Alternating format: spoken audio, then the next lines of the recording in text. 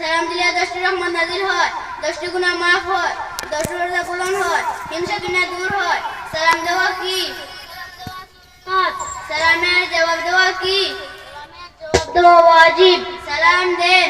আসসালামু আলাইকুম ওয়া রাহমাতুল্লাহি ওয়া বারাকাতুহু। আপনারা মুসাফা করুন, ডান পাও আগাইয়া, ডান হাত ডান হাতে ধরিয়া, বাম হাত উপরে রাখিয়া, ডান হাত বাম হাতে ধরিয়া, চোখে চোখে তাকাইয়া এই দোয়া পড়তে হয়, নাহমাদুল্লাহ ওয়া নাস্তাগফিরু। নাহমাদুল্লাহ ওয়া নাস্তাগফিরু।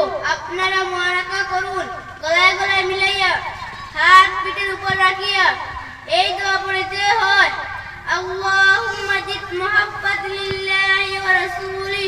আল্লাহুম্মা জিদ মুহাব্বাতি লিল্লাহি ওয়া রাসূলি।